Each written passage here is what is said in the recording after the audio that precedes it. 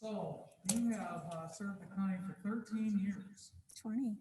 20 years. 20. 20 years? Why did you say 13? I don't know, but July 10th was 20 years. Okay, 20, that's better than 13. Yeah. All right. Well, someone wrote, a fellow employee wrote something about the fact that you helped them set up a patient portal and made sure it worked. And then when it didn't work, you continued to help them along to make sure that it did work. So, and then they had this deal where they had to hurry up for a prior appointment, and then you just stuck around and made sure that it worked. So they wanted to make sure you were recognized for that. So you went out of your way to make sure that the problem was fixed. So we, as county leaders, want to make sure that you are recognized for the work that you do for the county in 20 years. So this is yours. Thank you. And I think we ought to applaud this young lady.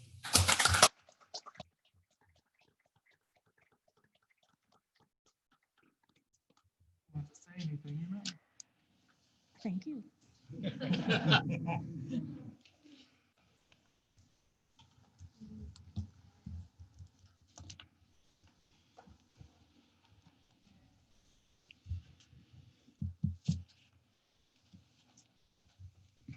Okay, so we have someone here from Community Action Agency. Jennifer, would you like to, I think John's going to introduce you. Yes. Thank you, Mr. Chairperson. As you recall, Paula Heiser retired as our Community Action Agency Program Director back in February. And we went through a couple different rounds of interviews, and I'm happy to announce that Jen Burzowski is our new Community Action Agency Program Director. She started back on June 22nd, I believe it was, so almost a month, 3 weeks or so. And Jen, if you want to come up and introduce yourself. Thank you. Good afternoon. I'm Jen Burzowski, the new Program Director at Community Action Agency. I live in Hudsonville with my husband and my two boys, 14 and 5. And I come from a long history of working at social service agencies for about the past 15 years. So it was definitely a natural fit to come to Ottawa County and work at Community Action Agency and help the community with their basic needs. So I'm happy to be here. Welcome. Thank you. Thank you. Next up is a public health update from Lisa, I believe. No, Lisa's not available. She ended up being double booked at this time. I Okay. have just a few words to say when I do my update, so Okay, all on her right. behalf. Okay. So the next thing on the agenda is, wait a minute, do we have somebody from the Parks Department here? Nope, we don't. Okay. So next thing is approval of agenda. Can I get a motion, please? Support. Been moved and supported. Comments or questions? Justin, would you call the roll, please? Berg, Yes. Bauman, Yes. Mr. Fensky, Yes. Mr. Meppelink, Yes. Mr. Terpstra, Yes. Mr. Garcia, Yes. Mr. DeYoung, Yes. Mr. Holtlor, Yes. Mr. Zylstra, Yes. Mr. Kyers, Yes. and Mr. Bergman. Yes. Motion passes. Next thing is consent resolutions 1 and 2. Mr. Fensky, please. Thank you, Mr. Chair. I'd like to make a motion to approve consent resolutions 1 and 2. Been moved and supported. Comments or questions? Would you call the roll, please?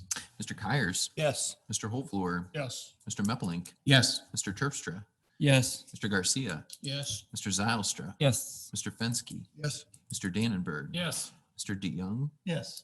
Mr. Bauman, Yes. and Mr. Bergman. Yes. Motion passes. Action items, there are none. Appointments, none. Discussion items, none. Report by the county administrator. Yes, why don't I start with the sheriff? He would like to make a few comments just to update the board on some of the activities of the sheriff's office. Good, good.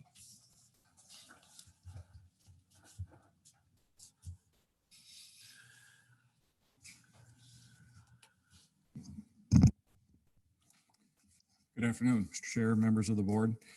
Just wanted to, in light of everything that has been occurring over the last several months, is just to give you a quick update of the sheriff's office and the activities that have been occurring. One of the main topics, as you are well aware, is police reform in Michigan. And the governor had put out some specific items to law enforcement and to the public as to what she would like to see take place. And I will say that I totally agree with these, what the governor has put out. Matter of fact, the appointment that I took from the governor to serve on one of the committees, we will be actively involved in some of this activity that she's requesting, looking at police policies and that.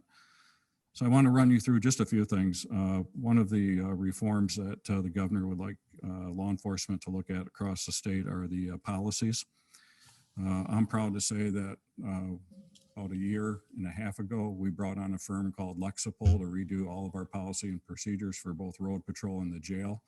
And these are set by best practice, federal law and state law, and then also takes into account any policies that we have here within Ottawa County.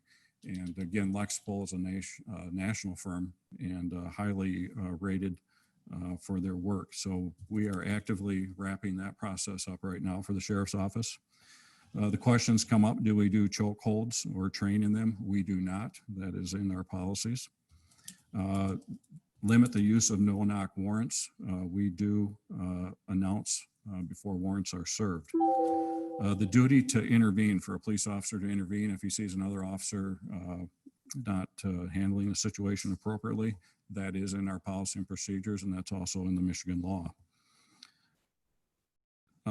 She's also looking at the in-service training and training for law enforcement. And this is going to be an area that will be increased. Again, it's an area that we heavily participate in now in training. And as the new training comes about, I was on a conference call with the director of MCOLS and our group that's looking at making some changes. MCOLS is going to standardize training for law enforcement with specific requirements for training. And officers will actually develop credits, and they're going to have to maintain so many credits and participate in certain trainings along with the additional trainings that we already do to maintain their license as a police officer in the state of Michigan. Also wants to put into place for law enforcement agencies, which we are already doing, is the use of force reporting. We do our own internal reporting for use of force. Michigan is one of the only states in the United States right now where all 83 sheriffs participate in the National FBI database for reporting use of force, and that's done once a month. So again, all the sheriffs in Michigan are participating in that already. She's directed the council that I sit on to work with MCOLS to develop mental health training for law enforcement, and I've spoken about this before. This is now going to really gain some speed for law enforcement, that there's mandated training to deal with people with mental health incidents and put best practices and policies and training in place for agencies. One of her other topics are personnel. She wants to look at providing programs for law enforcement agencies to hire officers who live where they work. Again, many of our officers have come right here from Ottawa County. As you have heard me spoken before, my concern is that to see more minorities in law enforcement. We do have minorities on our agency now. Yes, I'd like to see more, but recently speaking with other law enforcement officials, with the state of law enforcement and the outlook at law enforcement and how people feel about law enforcement, we have actually had applicants pull their applications saying they are not going into this field of work anymore. So we do actively recruit, starting already at the high school level with our school resource officers. As you know, many of our school resource officers have come out of the schools themselves and were mentored by school resource officers. Also wants to put into place the retention of disciplinary records, make sure that they're properly documented. We already do this. We have our own system in-house, and we also do report to MCOLS, the licensing authority. What this prevents is an officer that's let go, that they are in the database at MCOLS. So if another agency looks at them, MCOLS can see that there have been past issues. Partnership and community engagement. I think this is where we've done well for about the last 30. I've been here 31 years. For the last 30 years, we've always used community policing as our philosophy and our backbone, and we continue that today, and it's had huge payoffs. Again, when you look at the number of contracts we have in our communities, all the community programs we do with our community policing, engaging with community activities, engaging with the courts. Again, I think we're well ahead of the laid out plan here. To continue to develop our relationships with our communities, I feel that's very strong, and that's something that I have since I came into office, and even during my career coming up through the ranks. The community involvement is very important. Also working here in the future with the DEI office and revitalizing and kind of getting our LPAC back into place and up and going. So again, 30 years of community policing for our agency. It's just, again, had great payoffs for us here in the community. I was talking with the county administrator a while back over the last few weeks. I have a folder that's about 5 inches thick on my desk with no negative comments. I've had several emails from citizens asking some of these questions, and we've answered them. Again, being transparent and open with them. And the response that I've had back has been that they're very appreciative. One of the last things is accountability. We, again, I feel very confident that we do well in this area. Anytime that there is an officer involved shooting, we have an outside agency, and those agencies available to us are a federal agency, state agency, or another local agency. And also with officer misconduct, we have the availability to bring in outside agencies to investigate that, again, to keep us out of the investigation. So a lot of things occurring. Training is probably going to become one of the key aspects. Again, I think with training over the years here at the Sheriff's Office and most recently, we had a short list put together. You've probably heard many of these. All of our deputies have been through fair and impartial policing, ethic and integrity training, cultural diversity training, and a wide range of topics. Again, another big payoff for us has been the Disney customer service training. We go through de-escalation training with what they call verbal judo and how to deal with de-escalating situations, dealing with mental health incidents. We deal with diversion programs through the courts in our jail. And there is extensive training also in our corrections division. Again, they're going to push very heavily for us for training in the future, which again, I do agree with. But the world of law enforcement is going to be changing. I do appreciate the support of the citizens of Ottawa County very greatly. Again, that's been very evident to us, the support of the county board and also our county administrator. Just to touch on a couple quick other topics, COVID, as you know, has played a huge role in law enforcement and how we deal with our day-to-day operations. Our staff has done excellent. I'm here to say that so far we have had no COVID incidents with any of our staff on road patrol or the jail. We did have a couple cases of COVID that did come into the jail, and we quickly contained and controlled that. And as of today, there is no COVID within the jail here at Ottawa County. Our Marine unit, some of you I have spoken to, those of you that have lakes or rivers in your areas, they've been extremely busy. The high water is playing havoc with people's property. We've hit the Spring Lake area very heavily. The complaint load up there has been very heavy from the citizens. And also Holland. And some of these communities have taken action to change their slow no wake zone and also to actually support the Marine Division for additional patrols. We've had several drownings already this year. We're working with the Holland State Park and Park Township right now of how to educate people coming into the state park. We had a couple drownings out there. We had one over in Georgetown in the county, or the Georgetown Township Park. Again, we want to find a way to really educate the people, even though the red flags are flying. Is there a better way to inform people as they come into the park? Any other type of system that can be put in place? So the DNR has stepped up to the plate, Park Township and us, along with our Marine Division. And we have another meeting here in 2 weeks, but I think there's going to be some good plans put in place at the Holland State Park to better alert and inform people as they come into the park. Body cameras and in-car cameras, that is a project that started some time ago. We are actively starting to look at product that is available out there. As you may have heard, the Zeeland City Police Department recently went to body cameras. For a small agency, it's an easy system, 10 officers, 4 cars. Here you're looking at, with all of our contract positions, well over 100 cars and close to 200 personnel with body cameras. It's going to be a very large project. The technology side of it is going to be a challenge for us. How do we get all that information back here to our headquarters? Some of our areas will be easy because we're in the fiber optic loop system. Some areas, like the Marne area, how are we going to get that data transferred back down here?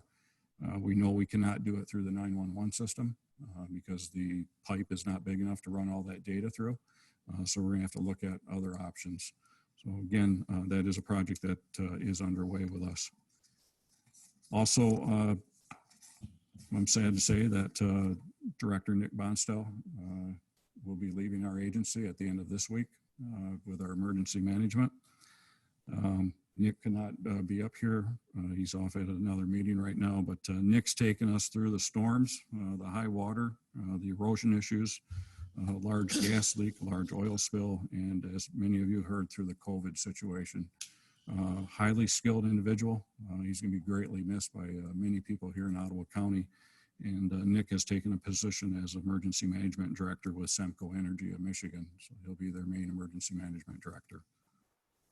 The last thing I'd like to touch on is the recent governor's order that came out on mask. I checked with dispatch this morning and just only 2 or 3 calls have come in with complaints. We have our complaint line set up again with that email address. Looked at that today and there were 4 complaints in there and they are all related toward businesses. It's a hot button, a hot topic amongst some of the citizens that are for it, some that are against it. This morning, tragically, an Eaton County deputy had to shoot an individual. That individual is deceased, who was approached by a store owner and said, "You need to have your mask on." That individual pulled out a knife, stabbed an individual in the store, and was found by the deputy a short distance away and then attacked the deputy with a knife. So we've had other incidents, not here in Ottawa County, but across the state. What we're doing right now is the education piece of it. If a business does call in and files a complaint, we will respond to that business and handle it appropriately. We have conferred with the prosecutor's office, but again, we're seeking compliance. And so far, it's been good. We've had no disturbances, no issues. I think it's an education process for the people. And we'll continue to work through that with the other law enforcement agencies here in Ottawa County. So just a quick snapshot. Again, there's just a lot going on. 2020's, I think, a year we'll all be glad when it's over. We are, to be honest with you, making preparations in case COVID does come back this fall as to how we're going to run law enforcement operations. And we'll take her from here. So, but again, I want to thank you for your support. And again, the citizens of Ottawa County, I can't thank them enough. The support, the phone calls, the letters, the cards, people just stopping and thanking the deputies. Again, it's a great community and a great place to be right now in the world that we're in. So, and I can open it up if you have any questions. Any questions for the sheriff? I have a question, Mr. Chair. This additional training, is some of that mandated by the state? Will that be funded by the state or that be funded by us as a county? The answer for that, as we work through this, there's when they talk about mandate, obviously then we say, well, are you going to fund it? MCOLS is going to set up mandatory that you have to have 12 hours of training on certain topics starting in 2022. It will move from 12 hours to 24 hours and then to 32 hours. We already train above that. But again, specialty topics, we're hoping that MCOLS will have either train the trainers or their own trainers that will come out and supply that. So again, money comes down to the issue on everything. That's been very evident in the, I was in the governor's meeting on Friday, and meeting also with MCOLS. If they start mandating, one of the things that I've spoken with Al on is looking at moving forward to accredit our agency. A very tedious process, but it will be easy for us. But again, they're starting to tie in that if you're not accredited, you may not receive any of your grant money in the future. I totally understand that, but if they start to say mandates, then everybody's who's going to pay. So the Michigan Sheriff's Association has joined in with the Michigan Chiefs of Police Association, who has a accreditation program right now. So all 83 sheriffs, it is available to us now to join that program. It is not that expensive. And right now, as of this morning, I was working on it already, is we're going to start pursuing and looking at that accreditation. That will also hopefully help with funding in the future for training too. But yeah, everybody's looking for the pot of gold under the rainbow, and it's going to be costly. In some agencies, it's going to be hard because of the size of the agency. Very large agencies down to the fact of very small agencies. We're looking at the mental health training at the council level. Is if you do a 40-hour training on mental health, or if you do a 20-hour training with diversity, that's pulling those people off from the road. You now have to backfill those shifts, which normally means backfill, and for some agency means overtime. So the cost keeps escalating. But again, I think through our in-house trainers, with the resources that are now available to us through like the DEI, other programs in the community, people that instruct, I think we can pull it off. Yeah. Any other questions? So Thank you, Sheriff. I'll finish and just start with saying it's all of my job, number one, but all of our job, if the state doesn't fund it, to fight like crazy and make sure they do. Because if you'll remember, when the changes were made to public defender in 2012, the initial draft of that legislation had us sending over $1 million to Lansing cash, and then they were going to make the assignments for the county. And what that ended up was them sending us $2 million a year, and we retained that authority locally. So it can be done, but you know that's going to probably be one of our next very significant battles over money, I think, with the legislature. So, You know, Al and Steve, is there an estimate as to what the cost would be for body cameras for all of our? If we did body cameras with in-car cameras, a rough estimate would be well over 2 million, possibly 2.5 million. That's also have to include at least 2 to 3 full-time people for a camera system our size by what we've seen from other agencies. You're gonna have to have a project manager, you're gonna have to have a manager of the equipment, but you're also gonna have to deal with all the Foia requests. Every request that comes in now for Foia has attached to it, and I know Mr. Vanessa will see this, requesting all recordings, videos, in-car camera, body camera. That's fine, but if you get a very long incident, somebody has to sit down and watch that whole incident and has to do all the redaction according to standards that are put into place, what has to be redacted, what doesn't have to be redacted, HIPAA issues. So it's a very lengthy and tedious process. So again, with the equipment comes the IT background, also going to be the background of employees to maintain the system. But again, I think that Holland City is using in-car camera, Grand Haven's using in-car camera, and Zealand's gone to in-car with a body camera now. And the systems are out there. They're expensive, and they're like a lot of other things. Like our body armor every 5 years has to be replaced. They've gotten smart. Cameras, they recommend every 5 years that you do a replacement to keep up on the technology and the equipment. So it's not going to be a one-time cost. I think one of the larger costs, when this came up a few years ago, we were urging the state DMB to come up with a solution, almost like a big condo that hundreds of police agencies could buy capacity in, instead of having hundreds of police agencies each stock up their own capacity to store all this stuff. I mean, I see tremendous waste in financial waste in that, approaching it that way. So hopefully, as these move forward, we'll be able to find solutions that serve local government well, state-led solutions. I just had a couple other things. Yesterday, I sat in on an Ottawa Sands Park Master Plan session. Matt and Greg were both there as well. thought it was a good session, a lot of very creative ideas for the park. And I would encourage everyone, you're all invited and all welcome to give input to that, whether you can be there in person or not. And that will be one of the larger, more substantial planning efforts and park projects that we've ever had, I think. And so certainly, we'll work with Jason to make sure information gets out so people stay apprised of where the planning process is. And then you're always welcome to contribute to that as well. Lisa just wanted me to mention that over the past week, we did have the largest number of COVID cases in Ottawa County for a week's time that we've had thus far. And of course, as we see in places like Florida and Texas and Arizona and other places, it'll be interesting to see how that plays out, because it isn't necessarily the number of cases that's a concern. It's the number of hospital beds that are taken up by the number of cases and what happens with that capacity. So obviously, the two pages keep turning without us knowing what's on the next page with COVID, and we'll just keep working on it as best we can. I will say too that Lisa has mentioned, and I've seen this in national articles as well, that there's kind of a growing unhappiness or hostility toward health workers, which to me is a little, I just haven't seen that before in my career. And we saw that with the rant that came out of Grand Haven last night.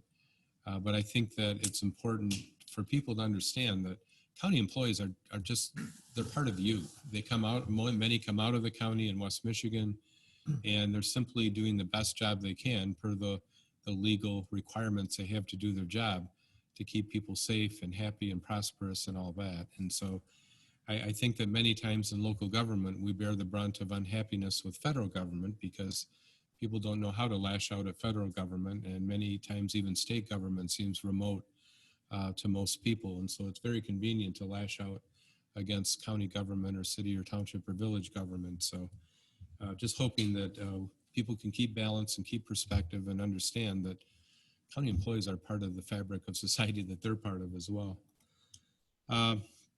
We also have a DEI survey out. You've probably seen some emails regarding that. I'd encourage everybody to fill that out. It's part of the strategic planning process for DEI, and certainly a good temperature of where the organization's at. And with that, we are applying for some fairly significant federal money, and basically it would cover a couple months of public safety and public health operations. So it could be a significant amount of money for the county should it come through. At this point, we're very close to balancing the budget that we will propose to you soon. And then one last thing would just be that I will be here for the next meeting. The following meeting will be one of my rare absences from a county board meeting. My family's traveling to Ventura, California. My daughter graduates from Pepperdine with her MBA. So since all the graduation ceremonies were canceled, we're doing a family ceremony in Malibu on the campus. So it should be fun. And with that, that is all I have for today. General information, comments, and meetings attended. I got one. Yep. Go ahead. I've been in conversations with Baker Lofts. I don't know if you guys, you're probably aware of that. Talking with them, what can we do to work with them? Good question for Doug. Well, we anticipated there might be people here complaining about the enforcement activities that the health department has been taking. And you know, just as a general observation, there's a growing disrespect for the state of the law, that it's either left or right or Republican or Democrat. And if I don't like it, it doesn't make sense to me. I don't have to adhere to it. We've all taken an oath. I've taken an oath as an attorney to honor the laws of the state of Michigan and the Constitution. And each of you has done that too. We've tried to avoid having law enforcement work on a misdemeanor in terms of enforcing the governor's emergency orders, and rather been working through the civil system. You know, we recognize it's a burden on particular industries, gyms, Baker events, wedding receptions. Those industries are having a particular burden, and I know they're getting kind of desperate.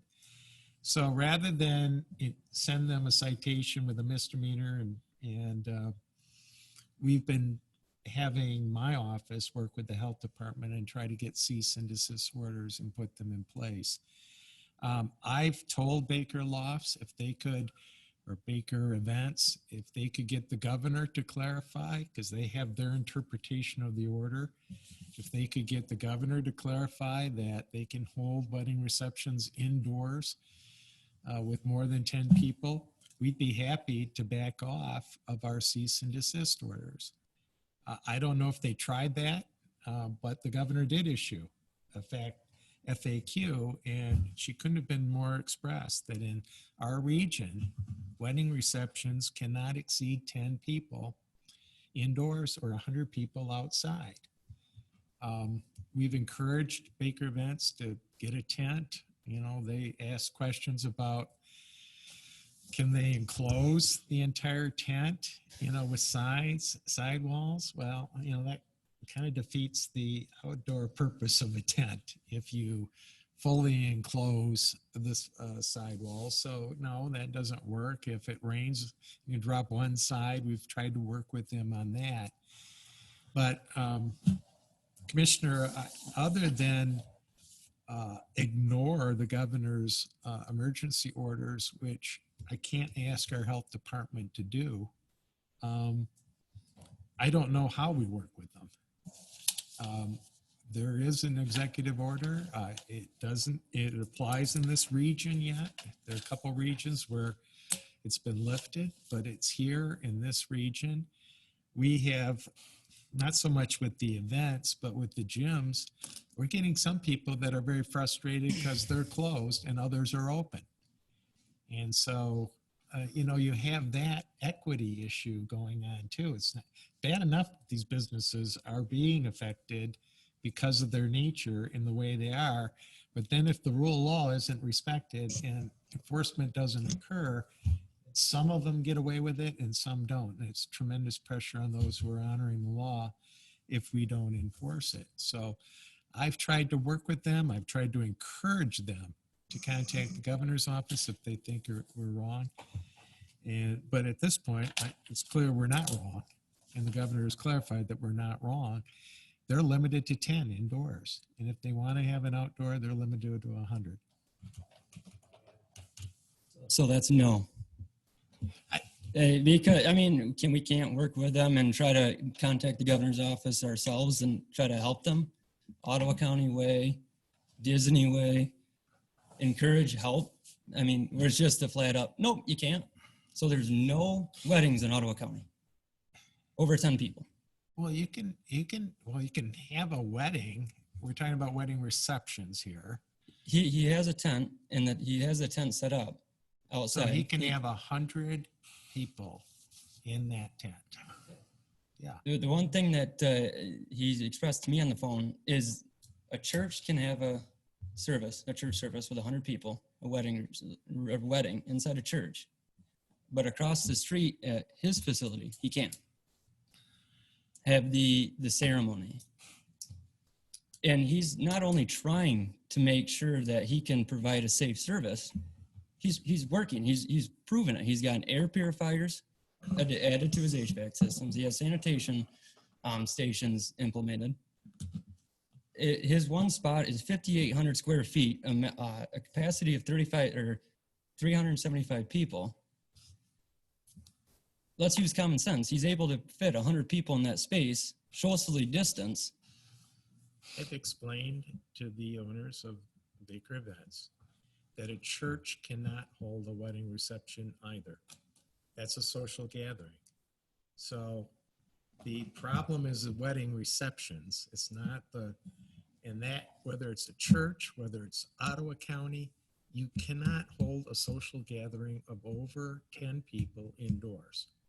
Now, whether that makes sense to us or not is not the question. I didn't, elect Governor Whitmer. The people of Michigan elected Governor Whitmer, and she has promulgated these emergency orders And this one is constitutional. It's been challenged. It's the law of the state of Michigan at this point. And all of us have a responsibility then to try to enforce that. So I don't know, Commissioner, how we can, if you want politically to try to convince the governor to back off, put us in a different region, you're free to do that. That's part of the system. But as long as the emergency order is in place, our health department and our sheriff at some level, and like I said, we're trying to be practical in how we enforce this and do it civilly, not criminally, because we don't want to see them have a criminal record because of this. But we're getting compliance and non-compliance. We have some gym owners that are simply flaunting right now the emergency orders. What do we do? If you believe in the rule of law.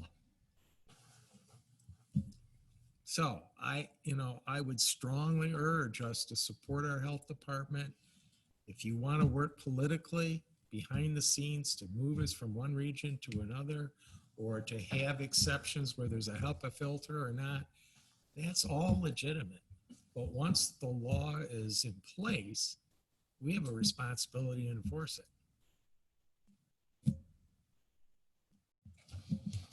Anyone else? Yes.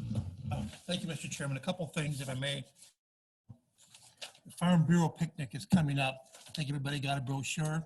Found out today that it was last year's brochure. So it is Thursday, July 23. And it will be at the Durant Community Park on 68th Avenue in Zeeland. I just kind of want you to picture a 1 pound T-bone, steaming mashed baked potato and strawberry pie. I want you to picture that because we won't be having that at the Farm Bureau picnic.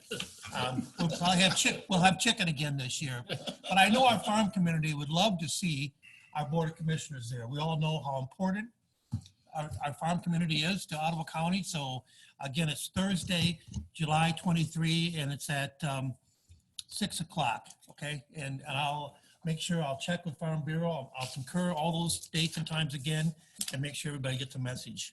Okay. And then the second thing, if I may, real quickly, yes, Al mentioned Ottawa Sands, and again, Commissioner Pinsky was there yesterday, and Jason's here today. It's a big deal for Ottawa County on Saturday. It's a great event. They spread it out as far as they could. We all know Ottawa Sands is the gem of Ottawa County right now. It's spread out. It's going to be a great day for you to come and see it, give input on where you want to see Ottawa Sands going. Great family day. You can take your kids with. Looking for something to do with your grandkids, you could do that. 10 to 2 on Saturday. Our Parks Department worked very hard to pull this off, to get the input from all of the community. Jason, is there anything you want to add? Yep, you got it. Right? Oh, okay. Thank you, Mr. Chair. All right. Anyone else? Mr. Chair. Yes. Yeah, I just want to briefly talk about the Baker Lofts issue, and I appreciate Doug's, viewpoint, because I share it. Obviously Baker Lofts is in my district and they're my neighbors. Between Lisa and Doug and myself, and I'm sure other commissioners, we spend a lot of time with them, and I've talked with brides, talked with, their managers, and, I definitely feel their pain. It's difficult. I mean, many of us up here are business owners, and, COVID has not been easy for any of us. But at the same time, like Doug says, I mean, the executive order from the governor is very clear. And when it says 10 people for a social gathering, it says 10 people for social gathering. And, we may wish it to be different, or we may not wish it to be different. But, that is what we're given from the state. And, as county officials, I think that, we can definitely talk with Baker Lofts about options. And I've talked to City of Holland about outdoor options, whether it's for wedding or for wedding receptions. The EO does talk about, religious worship. Nobody that I know really conceives of a wedding ceremony as religious worship in that sense. I think that the exception is for our Sunday morning services or, whatever day of the week it is. But, I think that, among this whole board, there's broad sympathy for business owners and small business owners in a tough time. But at the same time, there's a reason why, the governor put those rules into place, and we may agree or disagree with those. But at the same time, like Doug says, I mean, we're up here, to uphold the law and, do the best we can. So.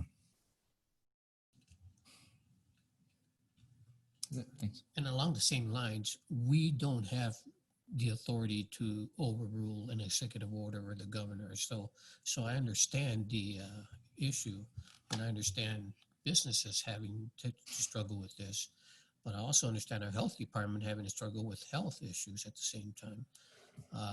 And my discussion with a couple of folks here was, even if we had that authority, if we allow one, now we have to, now we're gonna have a floodgate of events that look like or don't look alike, or and so forth. So I appreciate your work on this, Doug, and I know it's not an easy position to take for none of us. But I also appreciate the fact that we're trying to keep all of our residents as safe as possible. I'll conclude with this. I have also advised Baker Events owners that if they truly believe that the EO is unconstitutional or unauthorized, I'd be happy to accept service, and we can go to circuit court and have the courts review it. Because I be the first to say I've not always been right. I think I'm always right, but I've had courts tell me I'm wrong. And that can happen here again. And if that occurs, that's part of our system too. And the gym owners were able to do that. I think I wrote many of you that I thought that opinion would be sustained by Judge Maloney. It was not. However, that's the appropriate avenue. If you truly believe these arguments in the interim, if you can't change it politically, then we do have a court system that's designed to take a look at authority, constitutionality, and all of that. And I've tried to make it as easy as possible for them to get there. And I said, we're not going to ask for sanctions. We're not going to do anything like that. If you truly believe that, we're available to go in. And if the court says otherwise, be happy to abide by the court system, because we honor the courts as well as the governor. So, that is an avenue for them in addition to the others. Anyone else? If not, I just have a few comments that I'd like to just briefly bring. I just want to add a few thoughts regarding support for Robin and the DEI work in our county. First of all, let me say that we recognize the importance of supporting this critical work, as it is part of our vision for our county as we strive to work towards our county being where you belong. In addition to the work that the DEI office is working on, we as commissioners have had multiple opportunities to continue to learn and educate ourselves, because the issues that we are facing, she has been giving us many resources to help us in understanding what those issues might be. As we continue to read, learn, and stay in touch with the DEI office, we will better understand the issues of race, inequalities, and inequalities as they relate to the local, regional, and national narratives. I also want to note that the statement that I made last month is posted on our county website for anyone to view. With that, we have one last thing on our agenda. Second to last thing is public comment. And once again, I'm asking if there's anyone in the public that would like to speak in the audience. Please limit your time to 3 minutes. Give us your name and address. If there's anyone that's on Zoom that would like to use that forum, please use the raise your hand feature on your Zoom so we know that you want to speak. The county will acknowledge each speaker in the order in which they raise their hands. When you're asked to speak, we will unmute you and give us your name and address, and you have 3 minutes to speak. Would anyone like to address council at this time? Commission at this time? How about Zoom? Mr. Chair, we do have one public comment. All right. We have a public comment from Don. And Don, if you could just state your name and address for the record, and you have 3 minutes. Sure. My name is Donald Sheff. I'm the attorney for Baker Events. My address is 2073 Hunt Club Drive, Grosse Pointe Woods, Michigan. I'm commenting today to declare one important issue. At this point, Baker Events is attempting to use its facility to host a wedding ceremony. At this point, the county has taken the unconstitutional position that it has the ability to detail the contours of what is religious worship. Most specifically, that a wedding ceremony is not religious worship. In 2018, as recently as 2018, the United States Supreme Court has recently affirmed that a marriage ceremony is an exercise of religious worship. The county has made its position clear. It will not allow Baker Events to host a wedding ceremony at its facility over 10 persons. That is unconstitutional when similarly situated restaurants or other commercially available public facilities are able to have people over 10 persons. It is because of our religious motivated conduct that sets us apart and actually protects us more so than the Meijer or the Walmart. It's highly suspect that every time that the Commissioner Terpstra, I hope I'm reading it correct, I can't see it correctly on the screen, brought up why cannot Baker Events host a religious ceremony, Mr. Van Essen deflected and consistently went to receptions. We did discuss receptions. That was a topic of conversation. At this point, we're trying to host a religious ceremony. I find it absolutely reprehensible that Ottawa County would take the position this is not possible. I appreciate your time. Thank you very much. Is there anyone else on Zoom? Not at this time, Mr. Chair. Okay, we also have the sheriff wants to make a presentation. Is that correct? In lieu of the fact that the deputy was not here, I was not able to make the presentation. If you have, the deputy could not be here, but I think it's a great story, and I believe that you possibly have the reading of that. If you would like, if you could read that, I think it's great for people to hear the actions of this deputy.